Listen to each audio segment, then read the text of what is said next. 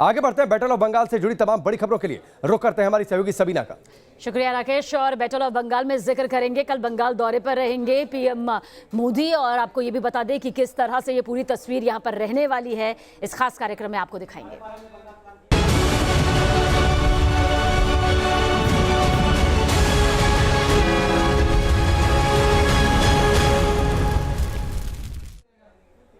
और सीधा रुख इस वक्त की बड़ी खबर की तरफ कर रहे हैं। प्रधानमंत्री नरेंद्र मोदी पराक्रम दिवस में आपको बता दें कि शामिल होंगे। एक बड़ा कार्यक्रम का आयोजन यहां पर किया जा रहा है। नेताजी की जन्म जयंती पराक्रम दिवस के तौर पर यह मनाई जा रही है। पश्चिम बंगाल में सियासी वार पलटवार का सिलसिला तेज है।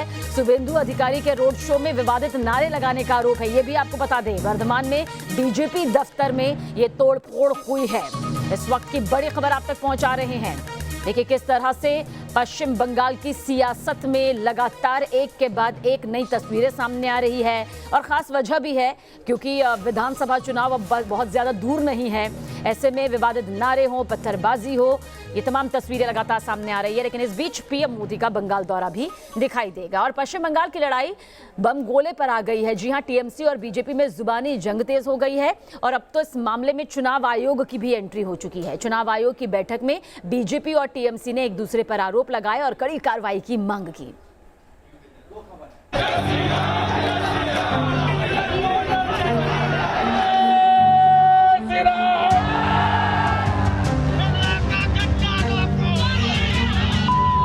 सुनो बीजेपी वालों, अगर बंगाल मांगो तो चीर देंगे। पहले टीएमसी का चीर देने वाला बयान, दूध चाहो तो खीर देंगे, बंगाल मांगो तो चीर देंगे। फिर बीजेपी का गोली मारो वाले बोल। बम गोली की लड़ाई अब जहरीले बोल पर आई।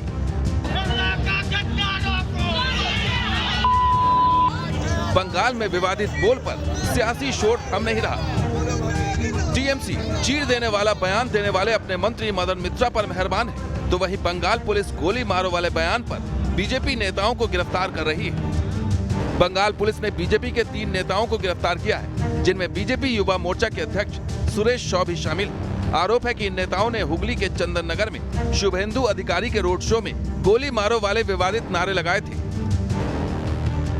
बीजेपी कह रही है कि टीएमसी राज में बंगाल में अराजकता का माहौल है। ममता जी की राजनीति, ममता जी की सरकार हिंसा की पर्यायवाची है। वहाँ रोज बम गोली चलती है, वहाँ हमारे कार्यकर्ता रोज घायल होते हैं। अल्टरनेट डे हमारे कार्यकर्ताओं की हत्या हो रही है, कार्यालय में तोड़फोड़ हो रही है। बंगाल में चुनावी हिंसा और भड़काऊ बोल जारी है, तो वहीं चुनाव आयोग की टीम बंगाल में मौजूद है और वो हालात का जायजा ले रही है। चुनाव आयोग ने दोनों पार्टियों के प्रतिनिधियों से मुलाकात की है, जिसमें आरोप प्रत्यारोप का दौर चला।